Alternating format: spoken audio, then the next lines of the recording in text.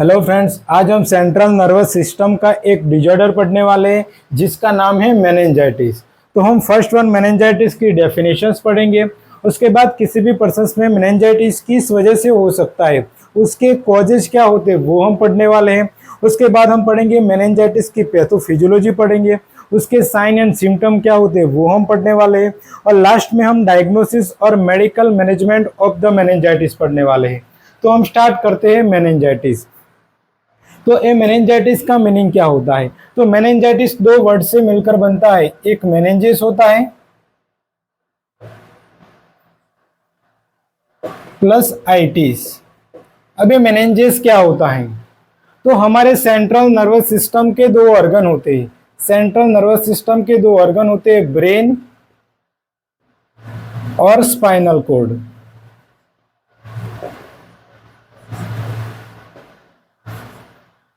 Brain और spinal cord. तो हमारे जो नर्वस सिस्टम के दो ऑर्गन होते हैं, ब्रेन और स्पाइनल कॉर्ड, उस ब्रेन और स्पाइनल कॉर्ड को कवर करने वाली लेयर होती है, उस लेयर को हम बोलते हैं, आउटर लेयर होती है उसको हम बोलते हैं डूरा मैटर। मिडल लेयर होती है उसको हम बोलते हैं एरेक्नोइड मैटर।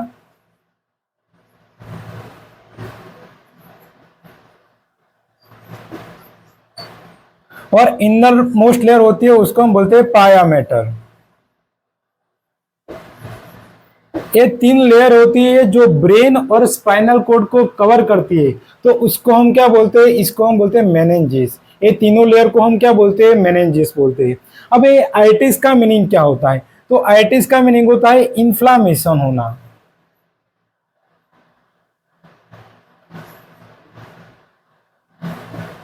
तो इधर किसका इन्फ्लामेशन हो रहा है? तो मेनिंजेस का इन्फ्लामेशन हो रहा है, तो उसको हम क्या बोलते हैं? उसको हम बोलते हैं मेनिंजाइटिस। तो मेनिंजाइटिस की डेफिनेशन क्या होगी? Define of meningitis, inflammation of meningitis, inflammation of meninges is known है, उसको हम क्या बोलते हैं? मेनिंजाइटिस बोलते हैं। तो इन्फ्लामेशन ऑफ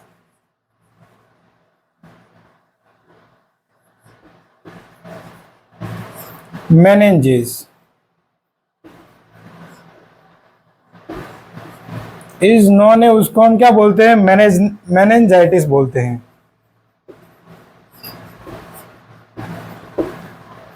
अब जो आउटर कवरिंग लेयर होती है उसको हम बोलते हैं डूरा मैटर। तो जब ओनली डूरा मैटर का इन्फ्लामेशन होता है तो उसको हम बोलते हैं पेकी मेनिंजाइटिस। क्या बोलते हैं? पेकी मेनिंजाइटिस। तो ये पेकी मेनिंजाइटिस क्या होता है?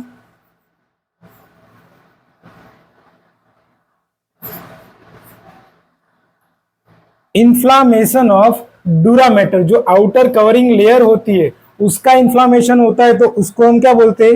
पेकी मेनिंजाइटिस बोलते हैं। तो इन्फ्लामेशन ऑफ डूरा मैटर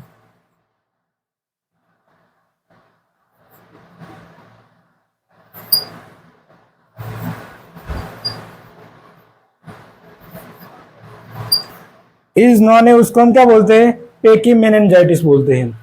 अब जो इनर मोस्ट लेयर होती है उसको हम पायामेटर बोलते हैं, और मिडल लेयर होती है उसको हम एरेक्नोइड मैटर बोलते हैं। ये जो दो लेयर होती है, इसका जब इन्फ्लामेशन होता है तो उसको हम बोलते हैं लेप्टोमेनिंजाइटिस। उसको हम क्या बोलते हैं? लेप्टोमेनिंजाइटिस। तो ये लेप्टोमेनिंजाइटिस क्या हुआ?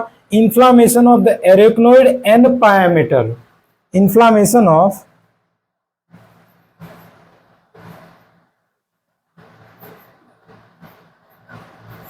एरेक्नोइड एंड पायामेटर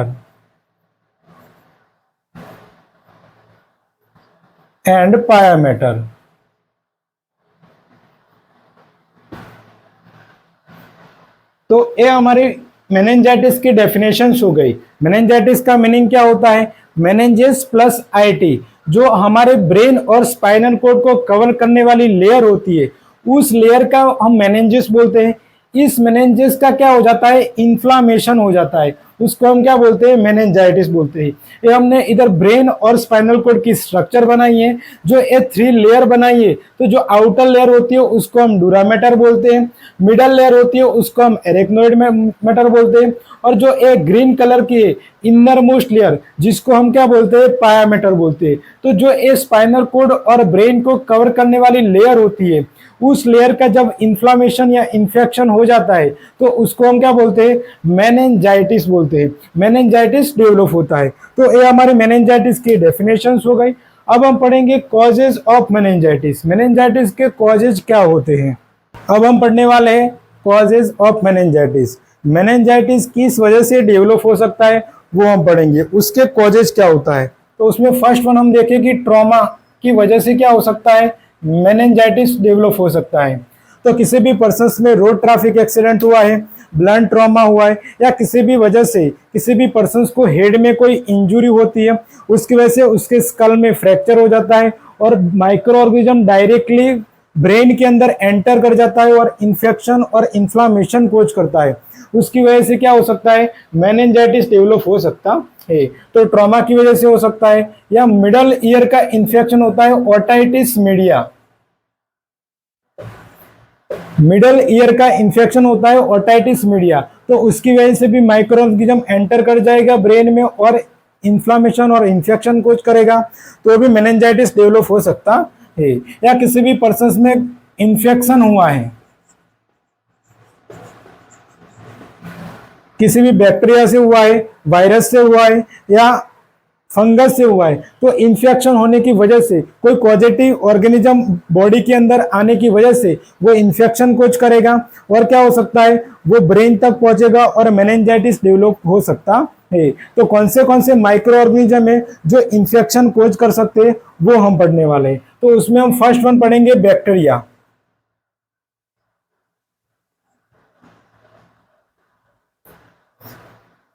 तो बैक्टीरिया की वजह से किसी भी पर्सन में मेनिंजाइटिस डेवलप होता है तो उसको हम बोलते हैं सेप्टिक मेनिंजाइटिस। क्या बोलते हैं, septic meningitis. Meningitis is caused by bacteria,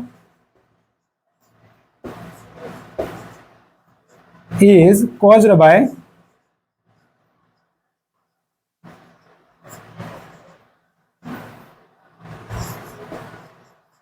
bacteria is known है, उसको हम बोलते हैं सेप्टिक मेनिंजाइटिस। इज नॉन है सेप्टिक मेनिंजाइटिस, इसको हम क्या बोलते हैं, सेप्टिक मेनिंजाइटिस बोलते हैं। अब इस सेप्टिक मेनिंजाइटिस कौन से बैक्टीरिया की वजह से हो सकता है। तो फर्स्ट वन बैक्टीरिया हम देखें जिसका नाम है नाइजेरिया मेनिंजाइटिस।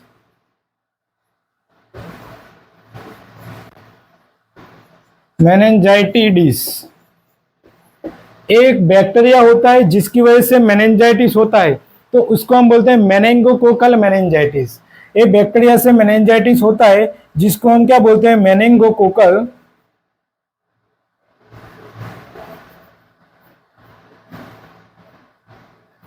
मेनिंजाइटिस।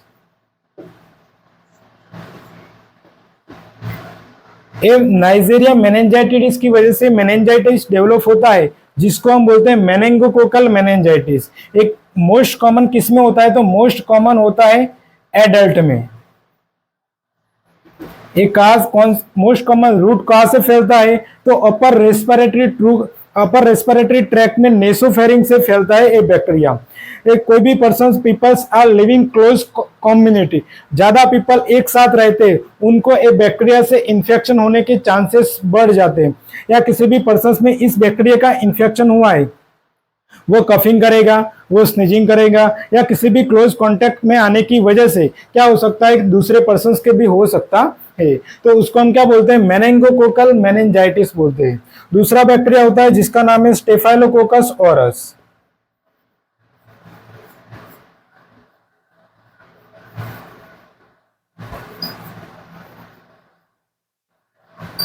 उसको हम स्टेफाइलोकोकस एपिडर्माइटिस भी बोल सकते हैं। ये स्किन का और सॉफ्ट टिश्यू का इंफेक्शन करते हैं। पहले स्किन और सॉफ्ट टिश्यू का इंफेक्शन करते हैं। तो एक ग्राम पॉजिटिव बैक्टीरिया होता है जिसकी वजह से भी क्या हो सकता है, मेनिंजाइटिस डेवलप हो सकता है। दूसरा बैक्टीरिया होता है जिसका नाम है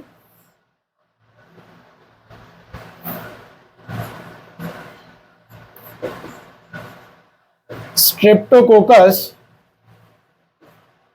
न्यूमोनिया।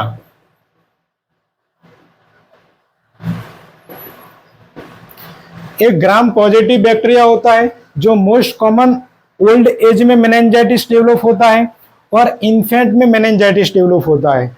दूसरा बैक्टीरिया है Haemophilus influenza.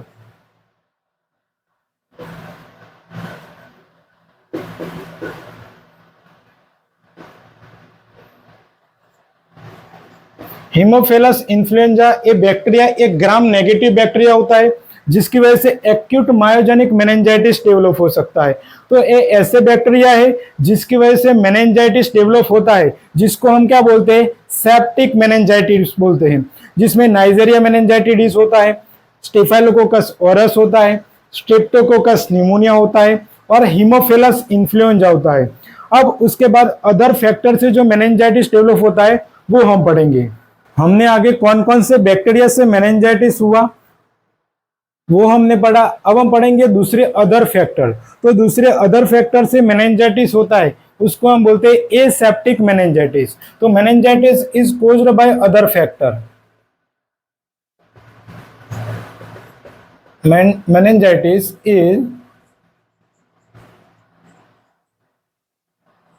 caused by other factor।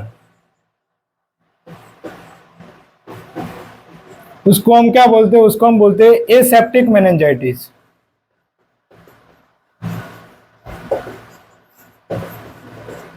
उसको हम एसेप्टिक मेनिंजाइटिस बोलते हैं। तो एसेप्टिक मेनिंजाइटिस में वायरस की वजह से भी आ सकता है, फंगस की वजह से भी आ सकता है। तो उसमें हम वायरस, कौन कौन से वायरस की वजह से हो सकता है मेनिंजाइटिस, तो पॉक्स वायरस होता है,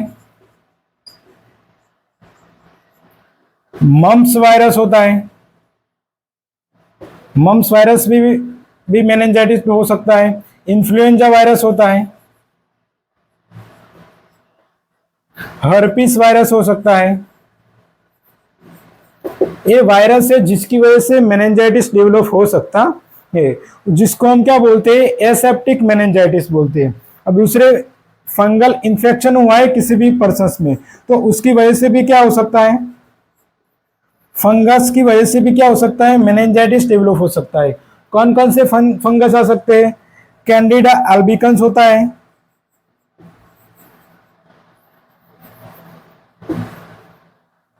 जिसकी वजह से मेनिंजाइटिस डेवलप हो सकता है। दूसरा होता है क्रिप्टोकोकस नियोफॉर्मेज। क्रिप्टोकोकस नियोफॉर्मेंस ये मेनिंजाइटिस होता है फंगस की वजह से, तो जिसको हम क्या बोलते हैं, एसेप्टिक मेनिंजाइटिस बोलते हैं। तो ये हमारे कॉजेज होते हैं कि किस वजह से मेनिंजाइटिस डेवलप होते हैं। बैक्टीरिया की वजह से होते हैं, उसको हम सेप्टिक मेनिंजाइटिस बोलते हैं, जिसमें हमने नाइजेरिया मेनिंजाइटिस पढ़ा, जिसकी वजह से मेनिंगोकोकल मेनिंजाइटिस होता है, स्टेफाइलोकोकस ऑरस, स्ट्रेप्टोकोकस निमोनिया होता है, हीमोफिलस इन्फ्लुएंजा था, जो बैक्टीरिया थे जिसकी वजह से मेनिंजाइटिस डेवलप हो सकता है। ये जो एसेप्टिक मेनिंजाइटिस है जो अदर फैक्टर से हो सकता है, जैसे कि वायरस की वजह से हो सकता है, पॉक्स वायरस की वजह से हो सकता है, हर्पीस वायरस की वजह से हो सकता है, इन्फ्लुएंजा वायरस की हो सकता है, मम्प्स वायरस की वजह से हो सकता है और फंगस की वजह से भी मेनिंजाइटिस डेवलप हो सकता है। तो ये हमारे कॉजेज हो गए कि किस वजह से मेनिंजाइटिस डेवलप होता है। अब हम पढ़ेंगे पैथोफिजियोलॉजी ऑफ द मेनिंजाइटिस। अब हम पढ़ने वाले हैं pathophysiology of the meningitis. Meningitis की पैथोफिजियोलॉजी क्या होती है, कैसे किसी भी पर्सन में मेनिंजाइटिस डेवलप होता है। तो हमने कॉजेज पढ़ा आगे, ड्यू टू द कॉजेज और इटियोलॉजी। कॉजेज और इटियोलॉजी के अकॉर्डिंग क्या होता है, कोई भी माइक्रो ऑर्गेनिज्म हमारी बॉडी के अंदर एंटर करता है, micro organisms are enter in our body, micro organism enter in a body. Body के किसी भी पर्सन की बॉडी में माइक्रो ऑर्गेनिज्म एंटर करता है, कैविटी में एंटर करेगा या उसकी म्यूकोजा में एंटर करेगा। एंटर करके क्या करता है, बॉडी के अंदर इंफेक्शन कोज करता है और उसके नंबर हमारे बॉडी के अंदर बढ़ाने लगता है। अब वो क्या करेगा, ज्यादा इंफेक्शन हो जाएगा तो वो क्या करता है, cross the blood brain barrier. Micro organism क्या करेगी, cross the blood brain barrier. ये ब्लड ब्रेन बैरियर क्या होता है, तो हमारे ब्लड के और ब्रेन के बीच में एक बैरियर होता है। उस बैरियर का काम होता है, हमारे बॉडी में कोई भी इंफेक्शन होता है, कोई भी माइक्रो ऑर्गेनिज्म होता है, वो माइक्रो ऑर्गेनिज्म को ब्रेन के तक जाने से वो रोकता है, ब्रेन के तक जाने से वो प्रिवेंट करता है। अब क्या होता है, ये माइक्रो ऑर्गेनिज्म क्या करता है, इस ब्लड ब्रेन बैरियर को क्रॉस कर देता है। ये माइक्रो ऑर्गेनिज्म की संख्या ज्यादा होती है और ये ब्लड ब्रेन बैरियर को क्रॉस कर देते हैं और क्या करते हैं, ब्रेन के अंदर एंटर कर जाते हैं। जब ब्रेन के अंदर आ जाते हैं ये बैक्टीरिया, ये माइक्रो ऑर्गेनिज्म, तो अंदर उसके नंबर बढ़ाने लगते हैं, increase number of in brain, brain के अंदर नंबर बढ़ाने लगते हैं। उसके बाद क्या होता है, तो उसको हम क्या बोलते हैं, प्रोलिफरेटिव इन सीएसएफ। सेरेब्रोस्पाइनल फ्लूइड होता है जिसके अंदर बैक्टीरिया, जिसके अंदर माइक्रो ऑर्गेनिज्म के नंबर बढ़ने लगते हैं। अब क्या होता है, वो इन्फ्लामेशन और इन्फेक्शन कोज करता है मेनिंजेस का। ये हमने मेनिंजेस के लेयर की स्ट्रक्चर बनाई है जो ब्रेन और स्पाइनल कोड को कवर करती है। आउटर लेयर है उसको हम डूरामेटर बोलते हैं, मिडल है जिसको हम एरोक्नोइड मैटर बोलते हैं और इनर मोस्ट लेयर को हम पायामेटर बोलते हैं। इसको हम क्या बोलते हैं, मेनिंजेस बोलते हैं। तो इस मेनिंजेस का क्या करते हैं, इन्फेक्शन करते हैं। इस मेनिंजेस का क्या करते हैं, इन्फ्लामेशन करते हैं। तो इन्फेक्शन और इन्फ्लामेशन ऑफ मेनिंजेस, मेनिंजेस का क्या करते हैं, इन्फेक्शन और इन्फ्लामेशन कोज करते हैं। तो उसकी वजह से क्या डेवलप होता है, मेनिंजाइटिस डेवलप हो सकता है।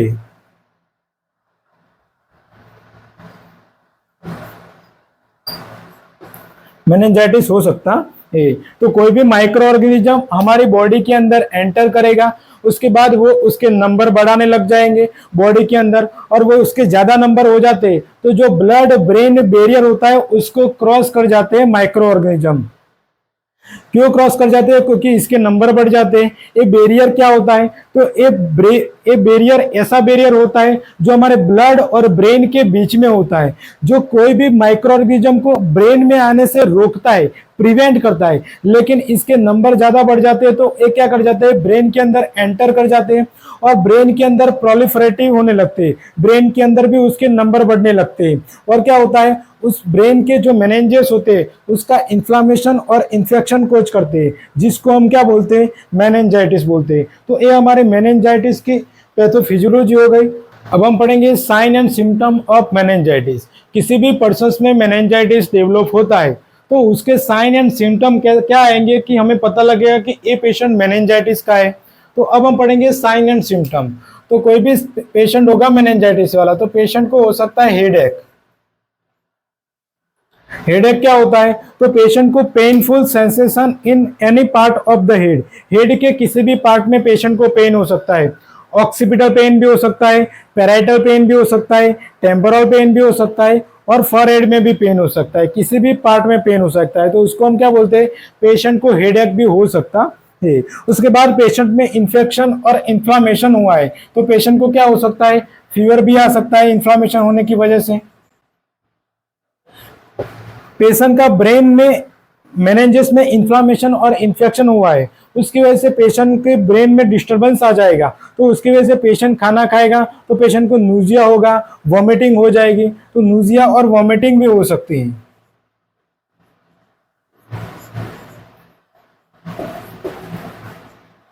अब पेशेंट को वॉमिटिंग नूजिया हो जाएगी, खाना नहीं खा पाएगा तो पेशेंट में एनर्जी लॉस हो जाएगी, एनर्जी नहीं रहेगी तो पेशेंट क्या हो जाएगा, लिथार्जी हो जाएगा। अब ये मेनिंजेस है, अब ये मेनिंजेस का इन्फ्लामेशन होता है, ये मेनिंजेस का क्या होता है, इन्फ्लामेशन और इन्फेक्शन होता है। तो उसकी वजह से क्या होता है, ब्रेन में प्रेशर पड़ता है। अब ब्रेन में प्रेशर पड़ेगा तो क्या होगा, ब्रेन की इलेक्ट्रिकल एक्टिविटी एबनॉर्मल हो जाएगी। अब ब्रेन की इलेक्ट्रिकल एक्टिविटी एबनॉर्मल होती है तो पूरी बॉडी क्या करने लगती है, जर्किंग मूवमेंट करने लगती है। पूरी बॉडी जर्किंग मूवमेंट करेगी तो उसको हम क्या बोलते हैं, उसको हम बोलते हैं सीजर। तो पेशेंट को सीजर भी हो सकते हैं, उसको हम कन्वर्जन भी बोल सकते हैं। उसके बाद पेशेंट में क्या होता है, ब्रेन का इंफेक्शन हुआ है तो पेशेंट की आप पेशेंट की आंख पे आप क्या करेंगे, टॉर्च से लाइट पड़ेगी तो क्या होता है, पेशेंट को इरिटेशन फील होता है, इरिटेट हो जाता है लाइट से, तो उसको हम बोलते हैं फोटोफोबिया। क्या बोलते हैं, फोटोफोबिया। पेशेंट में इंट्राक्रेनियल अब प्रेशर लगेगा ब्रेन पे, तो जो इंट्राक्रेनियल प्रेशर होता है 8 से 10 mmHg होता है, वो भी इंक्रीज हो जाता है। तो increase ICP, increase intracranial pressure भी क्या हो सकता है, इंक्रीज हो सकता है। अब पेशेंट के मेनिंजेस में स्पाइनल कोड तक इन्फ्लामेशन हुआ है तो पेशेंट की जो नेक होती है तो उस नेक में स्टिफनेस आ जाती है, उस नेक में क्या हो जाता है, रिजिडिटी डेवलप होती है। तो जब पेशेंट सुपाइन पोजीशन पे आपको पेशेंट को सुला देना है, जब पेशेंट की क्या करते हैं, नेक को ऐसे पेशेंट की एक्सटेंशन करते हैं तो क्या होता है, हमको स्टिफनेस नजर आती है, नेक में रिजिडिटी नजर आती है। तो नेक में रिजिडिटी भी डेवलप हो सकती है।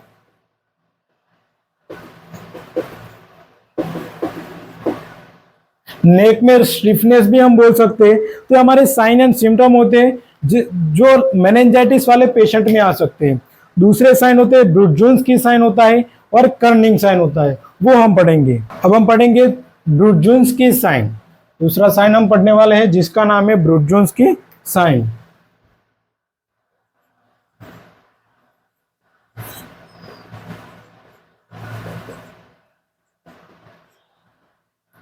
ये ब्रूट-जोन्स की साइन क्या होता है, तो कोई भी पेशेंट आता है तो पेशेंट को पहले क्या करना है, सुपाइन पोजीशन पे सुला देना है, पेशेंट को सुपाइन पोजीशन देनी है। The patient in supine position, the patient in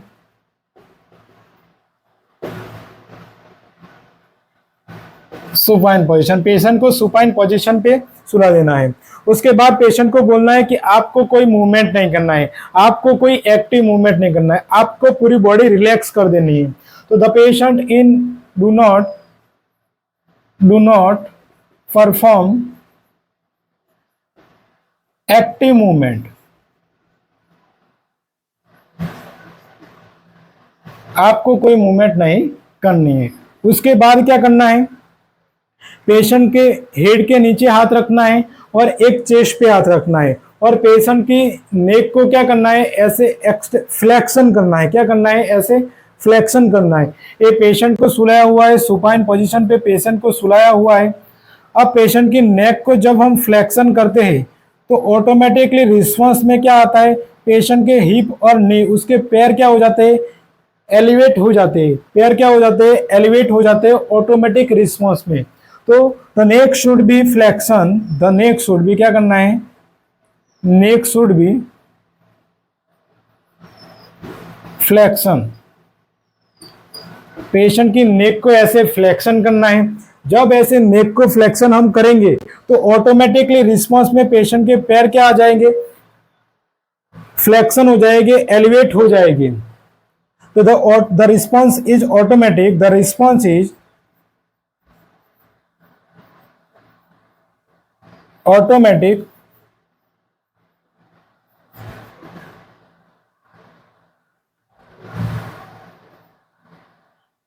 flexion of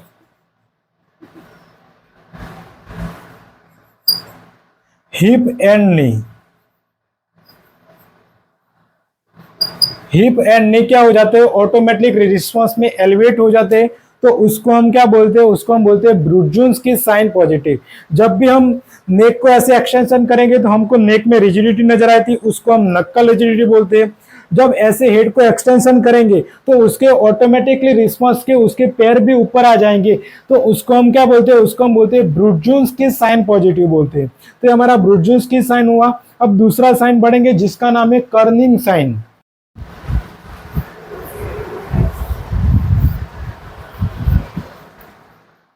अब दूसरा हम साइन पढ़ने वाले हैं जिसका नाम है कर्निंग साइन। सेकंड साइन हम पढ़ने वाले हैं जिसका नाम है कर्निंग साइन। एक कर्निंग साइन कैसे चेक करते हैं पेशेंट में? तो पेशेंट को क्या करना है, पहले तो सुपाइन पोजीशन प्रोवाइड करनी है। क्या करना है पेशेंट में? First the patient in supine position, the patient in supine position. Patient को सुपाइन पोजीशन पे सुला देना है। ये पेशेंट है, पेशेंट को क्या किया है, ऐसे सुपाइन पोजीशन पे सुला दिया है। उसके बाद क्या करना है, 90 degree flexion of the hip और नी। उसके बाद क्या करना है, 90 degree flexion of hip and नी। ये पेशेंट को क्या करना है, 90 डिग्री के उसके पैर को क्या करना है, 90 डिग्री पे ऐसे फ्लेक्शन कर देना है। नाउ उसके बाद क्या करना है, leg should be extension. Patient के पैर को ऐसे 90 डिग्री पे मोड़ के उसके एंकल पे पकड़ के उस लेग को क्या करना है, ऐसे एक्सटेंशन करना है, एलिवेट करना है। Now leg should be extension, now leg should be extension.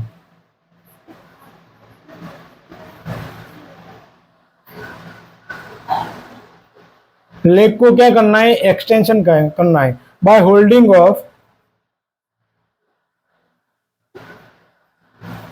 Ankle. ये पैर के एंकल पे पकड़ के पेशेंट के लेग को क्या करना है, ऐसे एक्सटेंशन करना है, एलिवेट करना है। अब जब हम एक्सटेंशन करते हैं तो पेशेंट की ये थाई होती है, क्या होता है, थाई होती है। इस थाई के मसल्स का नाम है हामस्ट्रिंग मसल्स, हाम स्ट्रिंग मसल्स। इस हामस्ट्रिंग मसल्स में उसके थाई में क्या होता है, सेवियर पेन होता है। जब हम 90 डिग्री पे फ्लेक्शन करके पेशेंट के लेग को एलिवेट करेंगे, पेशेंट के लेग को क्या करेंगे, एक्सटेंशन करेंगे, तो क्या होगा, पेशेंट की थाई में हामस्ट्रिंग मसल्स में पेशेंट को सेवियर पेन हो जाएगा। पेशेंट को पैर में एक्सटेंशन करने में पेशेंट अनेबल हो जाता है, एक्सटेंशन नहीं कर पाता है। क्यों नहीं कर पाता है, क्योंकि हामस्ट्रिंग मसल्स में पेन होता है। The patient is unable to extension, the patient is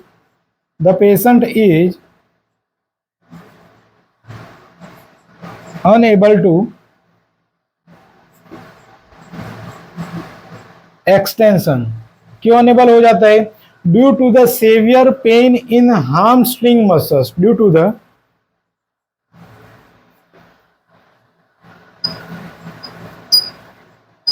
saviour pain in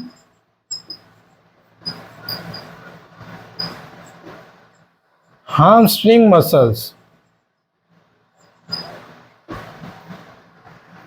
hamstring muscles में क्या होने लगता है, सेवियर पेन होता है।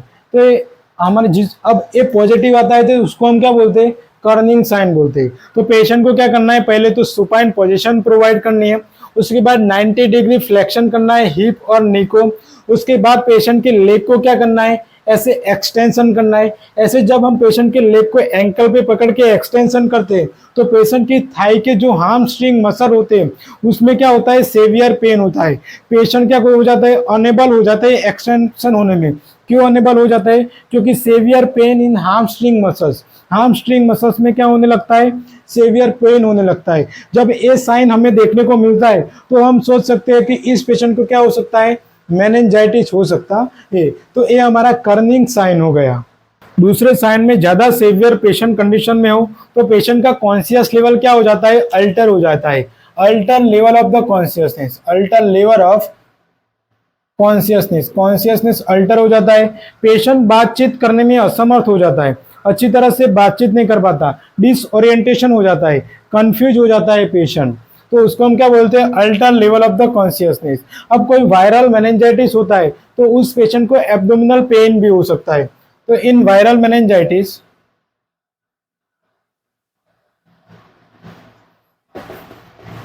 उसमें क्या होता है, पेशेंट को एब्डोमिनल पेन होता है।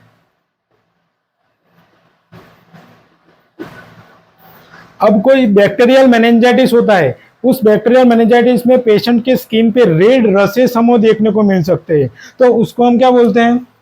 मेनिंगोकोकल मेनिंजाइटिस में किस में मिल सकता है? Red रसेस on skin. स्किन पे हमें क्या देखने को मिलते हैं? रेड रसेस देखने को मिलते हैं। किस में देखने को मिलते हैं? इन मेनिंगोकोकल मेनिंजाइटिस।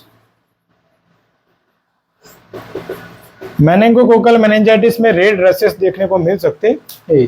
तो हमारे साइन एंड सिम्टम हो गए। अब हम पढ़ेंगे डायग्नोसिस ऑफ मेनिंजाइटिस। अब हम पढ़ने वाले हैं डायग्नोसिस ऑफ मेनिंजाइटिस। कोई भी पेशेंट आएगा तो उसका डायग्नोसिस क्या होता है वो हम पढ़ने वाले हैं। तो पेशेंट आएगा तो पेशेंट की क्या करेंगे? हिस्ट्री कलेक्शन करेंगे। हिस्ट्री कलेक्शन में पेशेंट कॉन्शियस है तो पेशेंट से हिस्ट्री कलेक्शन करेंगे। पेशेंट सेमी कॉन्शियस है, डिसओरिएंटेशन है, कंफ्यूजन है, तो पेशेंट के साथ जो फैमिली मेंबर आते हैं उनसे एक हिस्ट्री कलेक्शन करते हैं। तो फर्स्ट वन क्या करते हैं? History collection.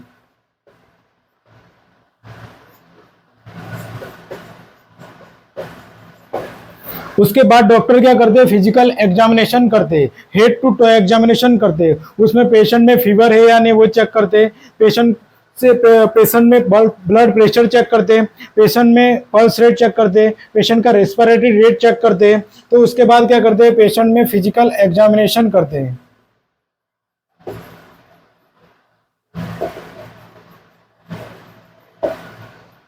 अब फिजिकल एग्जामिनेशन करने के बाद डॉक्टर को ब्रुड्जन्स की साइन देखेंगे, कर्निंग साइन पॉजिटिव है या नहीं देखेंगे। पेशेंट को फीवर, हेडेक, लिथार्जी पेशेंट है, पेशेंट का कॉन्शियस लेवल चेक करते हैं।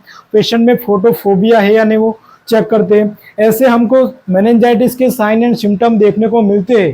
तो डॉक्टर क्या कराएंगे? एक रिपोर्ट कराएंगे जिसका नाम है MRI। क्या कराएंगे? MRI। MRI कैसे कराते हैं? पहले साइन एंड सिम्टम देखते हैं। हमने आगे जो साइन एंड सिम्टम पढ़ा उसमें से जो भी साइन एंड सिम्टम आते उसके अकॉर्डिंग क्या कराते हैं? डॉक्टर MRI कराते हैं। CT स्कैन भी करा सकते हैं।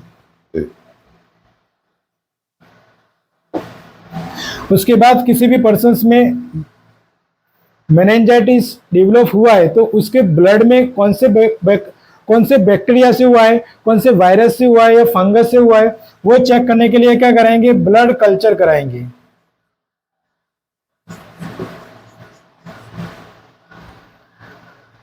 उसके बाद कोई भी पेशेंट होता है तो कंफर्मेटरी डायग्नोसिस के लिए किसी भी पेशेंट में कि ब्रेन में कौन से बैक्टीरिया से इन्फेक्शन हुआ है, ब्रेन में कौन से वायरस से इन्फेक्शन हुआ है या ब्रेन में कौन से फंगस से इन्फेक्शन हुआ है, वो कंफर्मेटरी डायग्नोसिस के लिए कौन सा रिपोर्ट कराते हैं। तो वो कंफर्मेटरी डायग्नोसिस के लिए एक रिपोर्ट कराते हैं जिसको हम बोलते हैं CSF एग्जामिनेशन। CSF का रिपोर्ट कराते हैं। CSF क्या होता है? तो सेरेब्रोस्पाइनल फ्लूइड एक क्लियर लिक्विड होता है जो हमारे ब्रेन में और स्पाइनल कॉर्ड में पाया जाता है, जो हमारी जो सब एरेक्नोइड स्पेस में होता है और वेंट्रिकल्स ऑफ द ब्रेन में होता है। तो इस CSF का क्या कराते हैं? एग्जामिनेशन कराते हैं। अब वो CSF का सैंपल कहाँ से लेते हैं? तो वो CSF का सैंपल जो हमारी जो स्पाइनल कोड होती है उसमें नंबर 3 और नंबर 4 से एडल्ट में लेते हैं। Sample collections in sample collection CSF sample कहाँ से कलेक्शन करते हैं?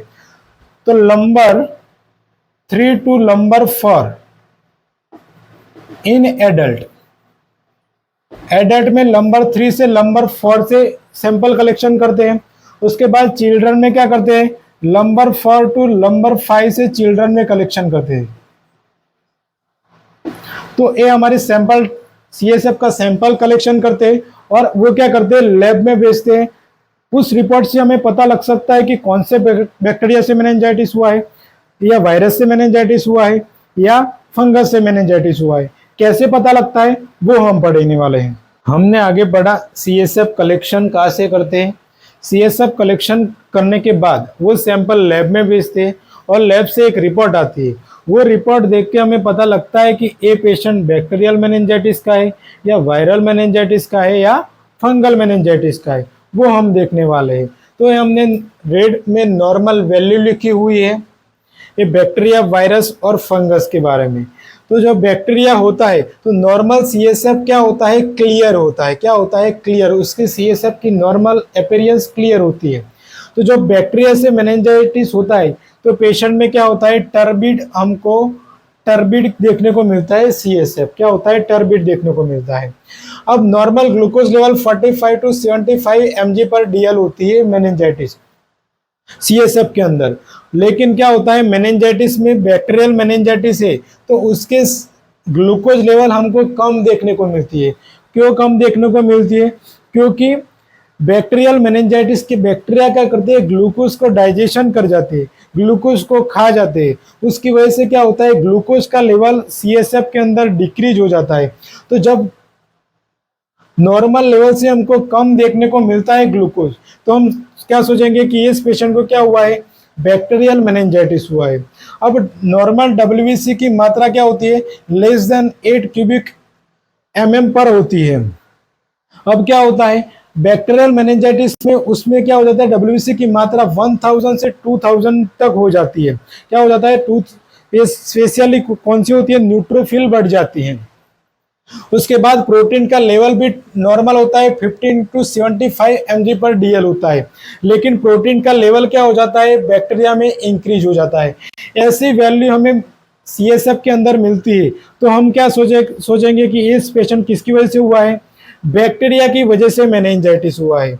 अब कोई पेशेंट को वायरस से मेनिंजाइटिस हुआ है, वो देखने के लिए उसमें तो क्या होता है, सीएसएफ का अपीयरेंस हमको क्लियर देखने को मिलता है, नॉर्मल देखने को मिलता है। वायरस के अंदर ग्लूकोज भी नॉर्मल देखने को मिलते हैं। लेकिन डब्ल्यूबीसी अराउंड कितने, 300 के अराउंड हमें देखने को मिल सकते हैं, मोर देन 300 भी देखने को मिल सकते हैं।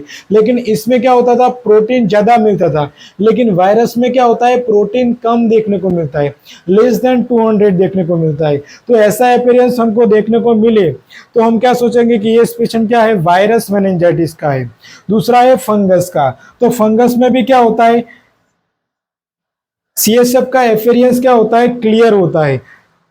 उसके बाद क्या होता है, ग्लूकोज उसमें नॉर्मल भी देखने को मिल सकते हैं फंगस में, और लो भी देखने को मिल सकता है। उसमें हम डब्ल्यूबीसी की मात्रा देखें तो क्या होता है, लेस देन 500 देखने को मिलती है। उसके बाद उसमें हम प्रोटीन की मात्रा देखें तो उसमें फंगस में क्या होता है, प्रोटीन की मात्रा बढ़ जाती है, मोर देन 200 हो जाती है। ऐसी वैल्यू देखने को मिलती है तो हमें पता लग सकता है कि ये बैक्टीरियल मेनिंजाइटिस है, ये वायरल मेनिंजाइटिस है और ये फंगस मेनिंजाइटिस है। दूसरे डॉक्टर अदर रूटीनली इन्वेस्टिगेशन भी कराते हैं।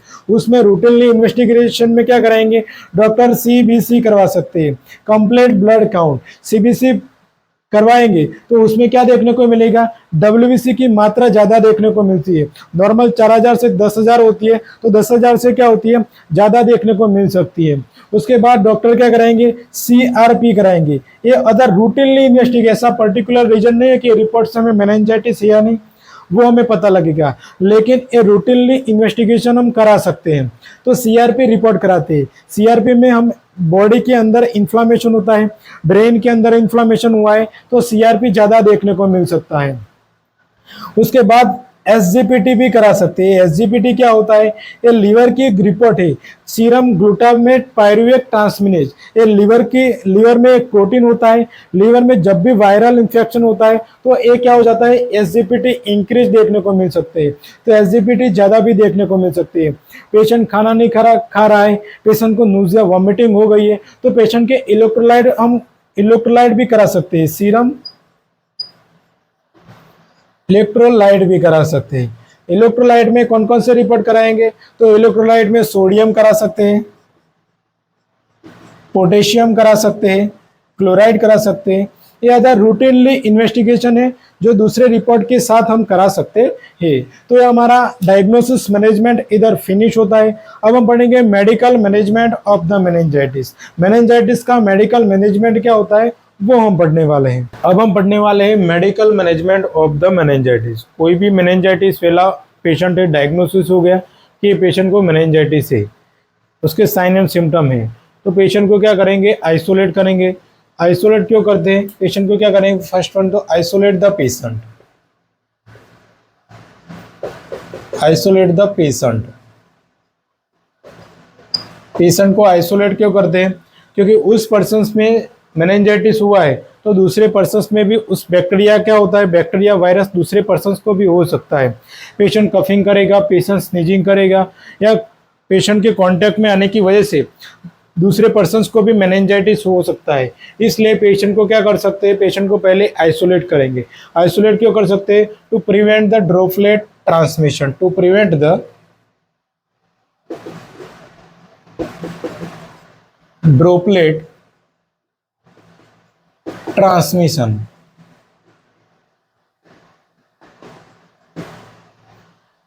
उसके बाद पेशेंट से क्या करते हैं, सैंपल कलेक्शन ले लिया, पेशेंट से सीएसएफ का कलेक्शन कर लिया, ब्लड कल्चर ले लिया, पेशेंट से ब्लड का सैंपल ले लिया। उसके बाद क्या करते हैं, पेशेंट को क्या करते हैं, एंटीबायोटिक तुरंत क्या कर देते हैं, एंटीबायोटिक देते हैं। एंटीबायोटिक में पेनिसिलिन ग्रुप की एंटीबायोटिक दे सकते हैं,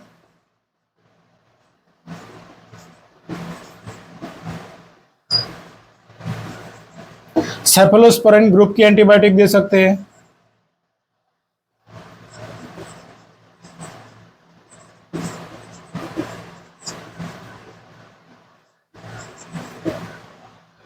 जिसे सेफोफेराजोन आ सकती है। ये एंटीबायोटिक तुरंत क्या कर देंगे, एंटीबायोटिक देंगे। उसके बाद पेशेंट में क्या हुआ है, पेशेंट में सीवियर हेडेक है, पेशेंट में फीवर है, और पेशेंट के ब्रेन में मेनिंजेस में इन्फ्लामेशन है। तो इन्फ्लामेशन है तो एंटी इन्फ्लामेटरी ड्रग देंगे। तो एंटी इन्फ्लामेटरी ड्रग में क्या देंगे, स्टेरॉइड देते हैं। क्या देते हैं, स्टेरॉइड देते हैं। स्टेरॉइड में कौन सा इंजेक्शन देते हैं, तो डेक्सामेथासोन का इंजेक्शन लगाते हैं। डेक्सामेथासोन का इंजेक्शन लगाते हैं। 2 ml दिन में 2 बार देते हैं, बीडी देते हैं। उसके बाद पेशेंट में फीवर है तो एंटीपायरेटिक देंगे, उसमें पैरासीटामोल का इंजेक्शन लगाते हैं। उसके बाद पेशेंट में वायरल है, वायरल पेशेंट, तो वायरल पेशेंट में क्या देते हैं, एसाइक्लोविर इंजेक्शन देते हैं, एंटीवायरल देते हैं, एंटीवायरल देते हैं। एंटीवायरल में कौन सा इंजेक्शन देंगे, एसाइक्लोविर। पेशेंट को फंगस हुआ है स्किन पे, तो फंगस की वजह से मेनिंजाइटिस हुआ है, तो पेशेंट को एंटी फंगल भी दवाई दे सकते हैं।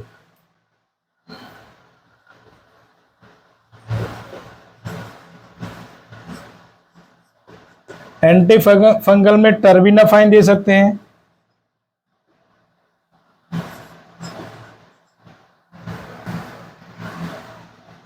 फ्लूकोनाजोल दे सकते हैं। ये हमारा मैनेजमेंट होता है, medical management of the meningitis. तो पेशेंट को आइसोलेट करके क्या करेंगे, पेशेंट को दूसरे other routinely sign and symptom के अकॉर्डिंग ट्रीटमेंट देते हैं, और मेनली ट्रीटमेंट में एंटीबायोटिक देते हैं, स्टेरॉइड देते हैं पेशेंट को, मल्टीविटामिन भी लगाते हैं पेशेंट को। पेशेंट लिथार्जी है, पेशेंट वीकनेस है तो मल्टीविटामिन इंजेक्शन लगाते हैं। एंटीपायरेटिक है तो पेशेंट को पैरासीटामोल लगाएंगे, एंटीवायरल है तो एसाइक्लोविर लगाएंगे, एंटी फंगल है तो क्या टर्बिनाफाइन या फ्लूकोनाजोल दे सकते हैं। पेशेंट में वीकनेस है तो क्या दे सकते हैं, मल्टीविटामिन इंजेक्शन भी लगाते हैं, मल्टीविटामिन। तो ये हमारा medical management of the meningitis हुआ। तो इधर हमारा मेनिंजाइटिस का लेक्चर इधर फिनिश होता है।